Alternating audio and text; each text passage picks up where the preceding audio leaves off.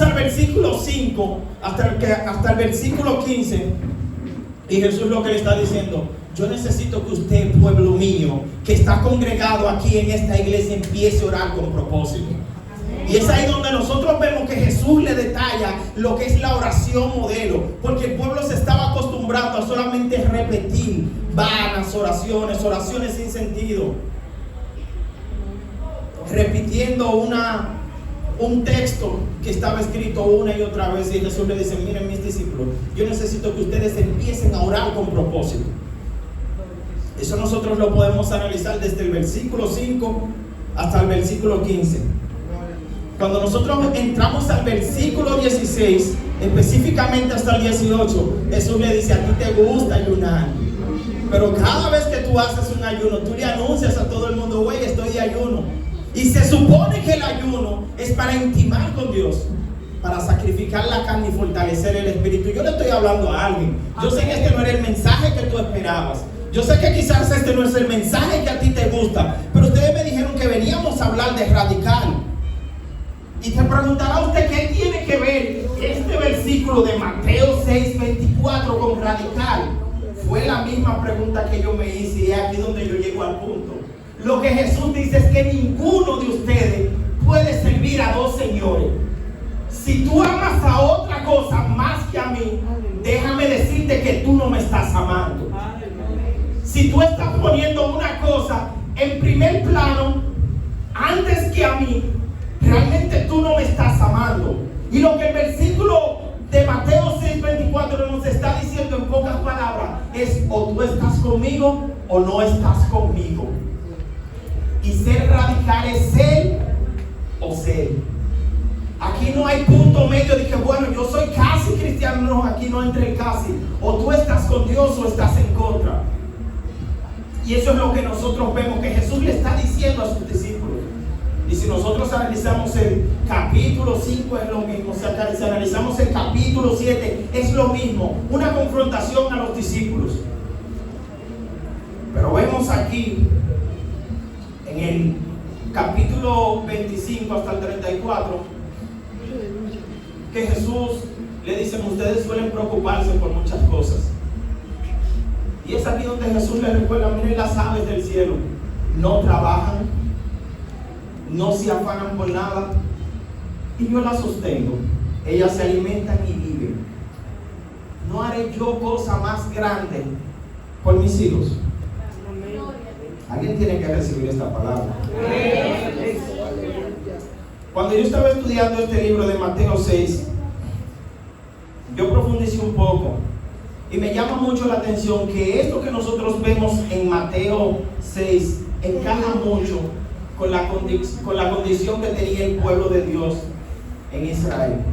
Ya Josué, después de que recibe el manto que Moisés le dejó, empieza a envejecer y él sabía que no le quedaba mucho tiempo. Y él reúne al pueblo y le dice: vengan acá, miren, Dios nos libró a nosotros de Egipto, nos dio una tierra y nosotros buscamos ídolos. Después que nos libró de Egipto, buscamos ídolos. Y cada vez que Dios hacía algo grande por nosotros, algo maravilloso por nosotros como pueblo, lo que hacíamos era volver a adorar a otros ídolos. Entonces Josué dice: miren, elijan ustedes a quién servir, pero yo y mi casa serviremos a Jehová. Y esto es una actitud radical. Y muchas veces nosotros estamos tambaleando entre soy o no soy. Te quiero decir que si tú estás así, ya tú has elegido tu bando y no es estar con Dios. Gloria a Dios. Punto número 2, casi final de este punto. Siga ahí conmigo. Cuando yo veo a las personas radicales, que yo estudio la Biblia, yo la profundizo y yo veo la vida de los discípulos, yo digo: hay un detalle. La forma en la que nosotros vivimos como que no conecta mucho en cómo vivían los discípulos. Si nosotros analizamos la Biblia, la palabra de Dios, a raíz de a cómo le estamos viviendo los evangélicos de hoy en día, de pleno siglo XXI, y decimos: bueno, vamos a compararlo con Pablo. Y decimos, bueno, Pablo tiene muchas características importantes, pero si nosotros analizamos cómo vivían estas personas, nos damos cuenta que nosotros no somos semejantes a ellos. Porque nosotros en pleno siglo XXI hemos pensado que lo más importante es estar aquí en la iglesia, sentarnos, pedir un culto, levantar las manos y adorar a Dios. Mis hermanos, los que están aquí dentro ya han recibido la salvación. Lo más importante debe ser compartir el evangelio y predicar esta palabra, este evangelio que cambia, este evangelio que transforma a todas las naciones. Amén. Y en pleno siglo XXI conocemos una iglesia que se ha acomodado. Conocemos una iglesia que se ha sentado porque es mucho más cómodo que las almas vengan aquí, pero no es lo que dice la palabra de Dios. Amén. Es mucho más cómodo que nosotros organicemos una actividad, un culto de amigos, un culto evangelístico y que las almas vengan a la iglesia, pero no es lo que manda hacer la palabra de Dios. Y a veces somos tan hipócritas que nos preguntan, ¿tú eres seguidor de Dios? Y nosotros decimos que sí. Pero no somos semejantes a los discípulos, no somos semejantes a Jesús. Y créanme, si Jesús predicó un mensaje tan radical, como yo estoy intentando parecerme a Él, voy a predicar este mensaje lo más radical que se pueda. Entonces yo veo a un Pedro que empezó a predicar el evangelio, que empezó a compartir el evangelio y estaba predicando el evangelio, y por ese evangelio empezó a recibir persecuciones, y nosotros vemos que ese Pedro fue crucificado y él decía que no era digno de morir como Jesús, y por eso lo crucificaron de cabeza en Roma. Y estoy hablando de Pedro, uno de los discípulos de Jesús que andaba llevando la palabra de Dios. Pero vemos un Andrés también, que también era discípulo de Jesús, también fue crucificado en una cruz en forma de X. Vemos un Santiago, el hijo de Zebedeo, que fue ejecutado por una espada mientras estaba predicando el evangelio. Vemos un Juan, que fue el único que no fue martirizado, pero a pesar de que no fue martirizado, fue expulsado. Lo mandaron a una isla. Mira, aquí nosotros no te podemos matar, porque intentamos matarte en aceite y no pudimos, porque había una promesa que estaba sobre ti que era mucho más grande que lo que nosotros queríamos hacer contigo. Y aunque intentaron matarlo, no pudieron. Digo, no te podemos matar, pero te vamos a exiliar. Y Pablo murió en una isla y exiliado. Obviamente ustedes saben, perdón. Juan murió en una isla exiliado. Pero nosotros sabemos lo que pasó con él en esa isla y lo que Dios hizo con él. Vemos un Felipe, que también predicaba, y lo mataban mientras lo hacían. Vemos un Bartolomé o Natanael, que fue desollado vivo. Y después que fue desollado vivo, lo decapitaron. Estoy hablando de las personas más radicales que nosotros vemos en la Biblia, en el Nuevo Testamento. Vemos también un Tomás que fue atravesado por una lanza mientras predicaba el evangelio. Ustedes están notando que cada uno de los discípulos tienen dos cosas en común: que fueron matados y que estaban predicando el evangelio. No he visto ninguno que me diga que murió sentado en la iglesia. Vemos un Mateo, el que era recaudador de impuestos, que fue asesinado con una espada. Vemos un Santiago, el hijo menor de Alfeo, que lo arrojaron del templo, y luego después que lo arrojaron del templo, de encima del templo, entonces lo apedrearon. Vemos un Judas, no Judas el que se ahorcó, el otro Judas Tadeo, que lo golpearon y luego lo decapitaron en Persia. Vemos a un Simón que murió martirizado, probablemente crucificado en Siria. Y por último vemos a un Pablo que fue mandado a asesinar por Nerón, aproximadamente en el 67 por ahí, que estaba ahí. Pero antes de ser decapitado por espada, ejecutado por espada, me llama mucho la atención que uno de los versículos que él dice, que se encuentra en 2 de Timoteo 4:7, dice: he peleado la buena batalla, he acabado la carrera, he guardado mi fe. Aquí nosotros vemos 12 discípulos del Señor, pero si nosotros analizamos la historia bíblica de cómo se tradujo este libro, lo que nosotros vamos a encontrar son cabezas cortadas, personas que fueron muertas para que esta Biblia sea traducida. Porque la Biblia, cuando nosotros vamos a los primeros 200 años de la historia humana que se escribe desde Roma, nosotros vemos que hay una iglesia que agarra y secuestra la Biblia. Entonces alguien de curioso lee esta palabra y dice: wow, este evangelio es tan bueno que yo no me puedo quedar con él. Este evangelio no puede ser guardado. Este evangelio tiene que ser compartido. Era lo mismo que sentían los discípulos cuando conocieron a Jesús y entendieron claramente cuál era la misión. Entendieron que ese evangelio era tan bueno que tenía que ser compartido.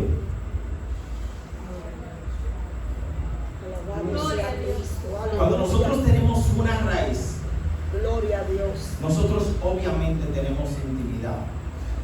Y eso es lo que significa radical, intimidad. Pero hay tres palabras clave que yo quiero compartir contigo: raíz, esencia y fundamento. Si yo investigando cuáles eran las palabras que más se asemejaban, que guardaban relación con la palabra radical, yo, Emmanuel, llegué a la conclusión que eran raíz, esencia y fundamento. Entonces nosotros sabemos que la raíz, en un término espiritual, tiene que ver con la intimidad con Dios. La esencia es lo que tú eres, aun cuando nadie te ve. Y por eso tenemos muchas personas que están predicando aquí, que están hablando de Dios, pero que no tienen esencia. Personas que predican con mucho fuego, pero que tienen una vida totalmente fría, porque le hace falta esencia. Pero lo que más me llama la atención de estas tres palabras, que de lo que más carecen mucho, es de fundamento. Obviamente la palabra de Dios dice cuál es nuestro fundamento, pero nosotros como creyentes ya sabemos en quién y en qué lo debemos fundamentar. Y muchas veces las personas carecen de fundamento. Por eso nosotros vemos ministerios que se levantan, empiezan a adorar, ministerios que son internacionales y de la noche a la mañana se derrumban porque no tuvieron buenos fundamentos. Y nosotros como jóvenes, nosotros descuidamos mucho lo que es el fundamento. Porque a nosotros los jóvenes nos gusta la inmediatez, lo que trae resultados fáciles. Incluso la comida rápida se vende rápida porque es comida rápida. Si tuviera como nombre comida lenta, créame que se vendiera un poquito menos. Y nos gusta lo rápido. Si el internet está lento, como que no nos sentimos muy bien. Y es tanto así que las largas filas nos causan terror porque no nos gusta esperar, nos gusta lo inmediato. Entonces nosotros muchas veces por querer la inmediatez estamos descuidando el fundamento. Radical no es nada más y nada menos que tener raíz, tener intimidad. Pero si tú tienes intimidad con Dios y no tienes esencia, no va a tener ningún sentido. Ahora, tú puedes tener intimidad, puedes tener esencia, pero necesitas tener un fundamento. Si nosotros vamos gráficamente a lo que es una raíz, si no tiene fundamento, esta raíz con el tiempo se va a desvanecer y el árbol no va a llegar a dar fruto. Pero también necesita esencia para poder llegar a tener frutos. Hay un detalle, chicos, y no quiero sobreabundar mucho porque yo sé que Dios se ha movido. Miren, nosotros como iglesia tenemos que dejar esta pereza que no es de Dios, que ha llegado. Nos hemos acomodado de tal manera que estamos descuidando las cosas que verdaderamente importan. Yo te estaba haciendo un pequeño resumen de cómo murieron los 12 discípulos, que fueron las personas más radicales, 13 con Jesús, que nosotros podemos ver en la Biblia. En el Nuevo Testamento, en el Antiguo Testamento ya otra historia. Yo te estoy narrando que estas personas estuvieron dispuestas a morir por el Evangelio. Yo sé que si yo hago la pregunta aquí, que ¿cuántos estarían dispuestos a morir por el Evangelio? Todos dirían yo. Pero no se trata de que usted diga yo delante de mí. Se trata que cuando llegue el momento de ejecutarlo, nosotros podamos estar a la disposición. La misma palabra de Dios establece que prediquemos a tiempo y fuera de tiempo. La misma palabra de Dios nos dice que vayamos a predicar. Incluso llegó un momento en que los discípulos tenían dudas. Y Jesús le dice, miren, aquí nadie más que yo tiene la autoridad. Yo soy el que tengo la autoridad. Y ustedes los que tienen dudas, yo les digo que vayan a predicar. Y ustedes los que están seguros que me están adorando, también vayan a predicar. Ser radical significa llevar la palabra a aquellos lugares que nunca se ha llevado. Predicarle a las personas que no se le han predicado. Iglesia, tengo que ser duro contigo. Y te lo tengo que decir directo y sin paño tibio. Nos estamos quedando muy rezagados. Estas 4 paredes son lindas, pero no es lo primordial. Esto no se trata de que si la pastora o el pastor sale.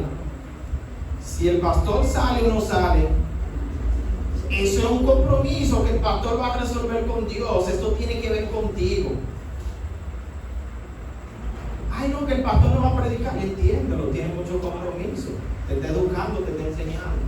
Si el pastor no va, tú eres responsable de ir a predicar. Y te voy a compartir un testimonio simple. Miren, cuando nosotros llegamos aquí, yo vengo de las matas de Farfán.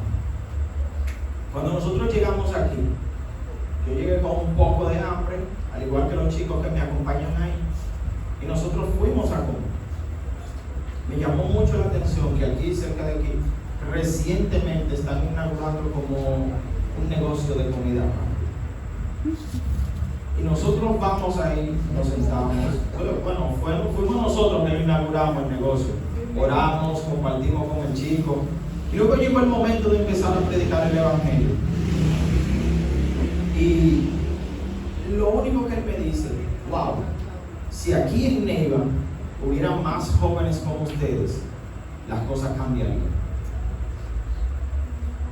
Y algo que me llama la atención es que cuando yo busco las características de los pueblanos de Neiva, yo veo que una de las características principales de ustedes, estoy hablando al pueblo de Neiva, es que ustedes saben y tienen raíces y las saben conservar. Y si nosotros llevamos esto al aspecto espiritual, lo que me dice, lo que está en el internet, es que ustedes, las personas de Neiva, la iglesia de Neiva, es una iglesia que tiene intimidad con Dios. Ahora, necesitamos manifestar este evangelio que hemos conocido, este evangelio que nos ha transformado, este evangelio que cambia a las demás personas. Y yo sé que eso que ese joven vio en mí, que vio en otros, en los chicos que estaban ministrando y otros más que fueron llegando, también lo tienen ustedes. Porque lo que él vio en nosotros fue el Jesús que murió en la cruz. Lo que él vio en nosotros fue el Jesús que ya tú tienes. Lo que él vio en nosotros fue el Jesús que murió, el que vive en ti, el que tú aceptaste, el que tú le abriste tu corazón. Pero el problema es que nosotros tenemos ese Jesús engavetado. Y ese Jesús no es para estar en la iglesia. Ese Jesús es para que sea predicado. Yo te estoy hablando que murieron miles de personas por este evangelio. Y nosotros nos estamos conformando por estar aquí sentados. Gloria. Y hoy yo te tengo que decir, este mensaje tan pesado, te tengo que decir, o tú eres o no eres cristiano. No hay punto medio. Si tú no estás predicando, entonces tú le estás fallando a Dios. Si no estás haciendo la voluntad de Dios, entonces tú le estás fallando a Dios. No basta con solamente tener intimidad con Dios. Hay que llevar y compartir este evangelio que nos ha cambiado. Y nosotros somos más fáciles de compartir las cosas que nos gustan.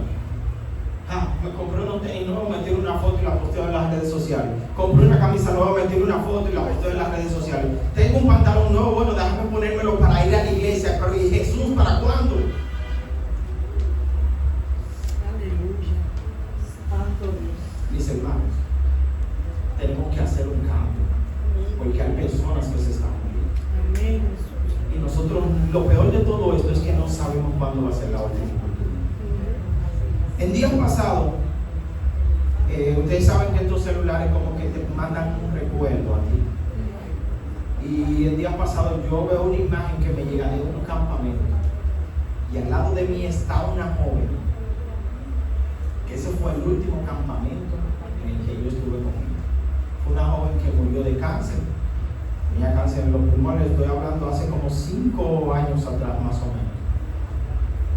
Y esa joven estaba en la iglesia, iba a la iglesia, iba a los campamentos, conversaba con nosotros, la iglesia le apoyó en todo su proceso, pero llegó un momento que la niña estaba tan grave que nosotros como iglesia no pudimos hacer contacto con ella porque estaba muy grave, no paraba en el pueblo de Las Matas, vivía viajando, la comunicación con la familia era difícil, no tenía teléfono, no tenía celular y era complicado. El punto es que la última oportunidad que nosotros tuvimos para compartir el evangelio de esa niña fue en ese campamento. Y muchos amigos que yo tengo, que lo conozco, que lo he visto, que lo he saludado, la última vez que lo vi fue esa, la última vez que yo lo saludé. Yo no te estoy hablando que yo vivo en el barrio más peligroso, no. A mí Dios me libró de la droga porque desde pequeño me mantuvo en el camino, ya. Pero aún así hay muchas de las personas que se han muerto y se han muerto sin Jesús. Yo teniendo la oportunidad de predicar, tú teniendo la oportunidad de predicar. Créanme que yo tenía un mensaje súper esquematizado. Aleluya. Pero hay una necesidad general que nosotros estamos descuidando y nos estamos preparando para traer a las personas a la iglesia y no para llevar a Jesús a las calles. Pero yo creo que en esta noche Dios ha trabajado con nosotros de tal manera que ha provocado un cambio. Yo creo que en esta noche se va a levantar una generación que dice: yo soy radical.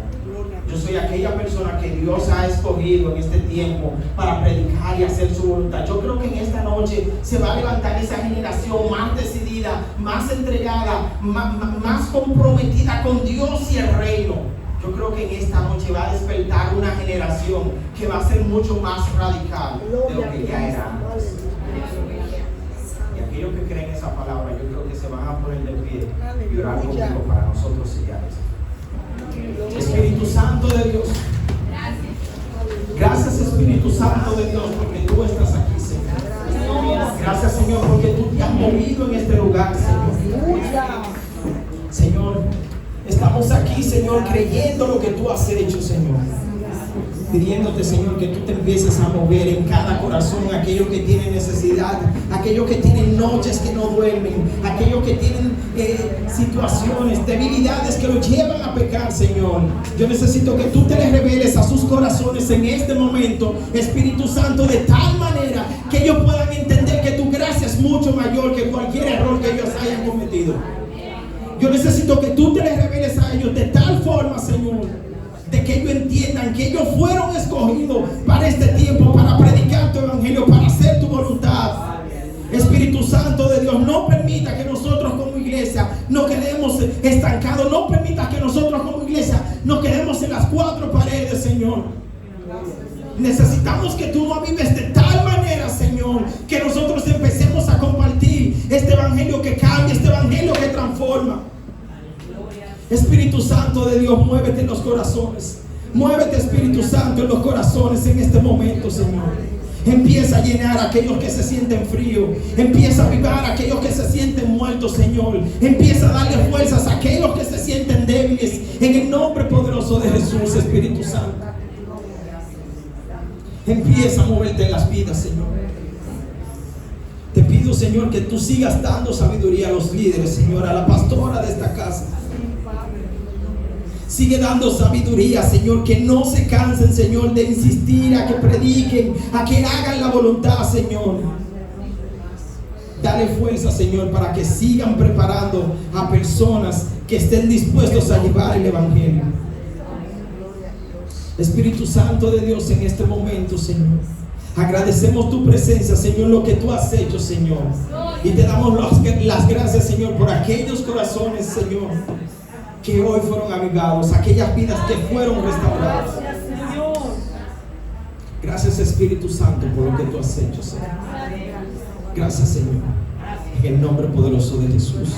Amén y amén. Por si acaso, antes denme 2 minutos más. Miren, Jesús y Dios buscan la forma siempre de llamar nuestra atención. A ti, amigo que me escuches, tú que vives diciendo, bueno, yo necesito, Dios, que tú me hables. Dios está buscando miles de formas de hablar. Si hay algún amigo aquí presente, estoy hablando contigo. Y muchas de las cosas que Dios utiliza para hablar es la misma palabra de Dios. Yo estoy seguro que todo el amigo que está aquí presente o tiene una Biblia, o tiene un Nuevo Testamento, o tiene un amigo que le vive predicando. Eso es Dios que está hablando contigo porque no quieres que tú te pierdas. Y yo sé que muchos estaban diciendo, wow, ahí adentro hay un calor. Créame que el infierno está más caliente. Si tú estás esperando que Dios te hable, Dios está hablando de muchas formas. Te tiene una palabra de Dios para que tú entiendas y conozcas el mensaje. Tienes un amigo que te invita a la iglesia. Hay muchas canciones cristianas que tú le escuchas y dices, wow, esto como que conecta conmigo, como que me llena. Eso Dios lo ha puesto en tu vida para que tú no te pierdas. Y lo más grande que Dios ha puesto en tu vida para que tú no te pierdas es el sacrificio que Jesús hizo en la cruz del Calvario. Y todos esos puntos Dios lo ha puesto en tu vida para que tú no te pierdas. Lamentablemente, si tú estás en ese punto en que soy o no soy cristiano, que lo quiero ser pero tengo duda, lamentablemente tú no vas a entrar en el reino de Dios. Y si tú has escuchado esa voz que te dice, vamos, das el paso, yo creo que es tiempo de que lo hagas. La misma palabra de Dios dice que si tú escuchas esa voz, abre la puerta, que Dios va a entrar y va a cenar contigo y tú con Él, parafraseando lo que dice la palabra de Dios en Apocalipsis. Entonces es tiempo de que tú te muevas y busques del Señor. Escucha, yo no te voy a atacar, ni yo te voy a llamar, vengan los amigos que levanten su mano. Yo quiero que ustedes entiendan esto claro. Ustedes son los que necesitan a Jesús. Porque muchas veces, ay, no, que si tú no lo quieres, lamentablemente tú eres el que está perdido. Tú eres que sabe si lo acepta o no. Ahora bien, ya yo tomé la decisión de aceptar a Jesús. Ahora tú sabes que esta decisión que tú tomes de no aceptarlo, eres tú que vas a cargar la consecuencia. Esto no tiene que ver con que si mi amigo va a la iglesia o si mi amigo no va a la iglesia. Esto tiene que ver con lo que tú decidas. Y si tú no quieres a Jesús, tú vas a cargar con esa consecuencia. Y no te vamos a suplicar para que aceptes a Jesús. Es a ti que te conviene. Ahora sí te vamos a insistir y te vamos a enseñar lo que dice la palabra de Dios. Y uno de los versículos que dice la palabra de Dios es que la paga del pecado es muerte. Y lamentablemente todos somos pecadores porque en algún momento de nuestra vida hemos pecado con pensamientos, palabras o acciones. Y como hemos pecado, lo que merecemos es la muerte. Pero la misma palabra de Dios en ese mismo versículo dice que más la dádiva de Dios es vida eterna en Cristo Jesús, Señor nuestro. Entonces, si tú planeas vivir eternamente, necesitas a Jesús. No es que si tú quieres, es que lo necesitas si quieres la salvación. Así que si hay un amigo aquí presente que quiera que oremos por él para que él acepte a Jesús, puede pasar aquí adelante y oramos por usted, un amigo o una amiga, no hay problema. Si usted tiene miedo de pasar aquí adelante, quizás por esta cara tan fea que está aquí de frente, yo creo que usted sabe cuál es el pastor, la pastora de aquí. Conoce un diácono, conoce un amigo, conoce una hermana que le invitó, un hermano, un primo. Usted conoce un evangélico de aquí de esta iglesia. Si usted le da vergüenza pasar aquí adelante, acérquese a ese evangélico y dígale, mira, yo necesito a Jesús en mi vida. Y ellos le van a guiar de cómo hacerlo. El punto es que usted necesita a Jesús. Y si usted no lo acepta, usted va a cargar con su consecuencia. Ahora sí, vamos a orar por si acaso hay alguien que se decida y tenga miedo de pasar aquí adelante. Vamos a orar para que sea Dios convenciéndolo y con esta parte sí confío. Padre, Te damos gracias, Señor, una vez más por lo que tú has hecho, Señor. En este momento entendemos este clamor, Señor, para pedirte que aquellos amigos que están aquí presentes, Señor, que quizás no han abierto tu corazón, Señor, que quizás tienen dudas, Señor, que sea tu Espíritu Santo convenciéndole que necesitan de ti para poder conseguir la salvación, Señor. Permite que ellos puedan tener la valentía de aceptarte, Señor, y conocer lo que es estar contigo, establecer una relación contigo, tener una experiencia con el Espíritu Santo, Señor. No permita que los afanes de la vida sean lo que lo desvíen del camino, o más bien lo desvíen más de ti, Señor, porque sabemos que tú eres el camino, la verdad y la vida, y no hay ninguna forma de ir al Padre si no es a través de ti, Señor. Ilumina su mente, Señor. Hazles entender que ellos son pecadores y que necesitan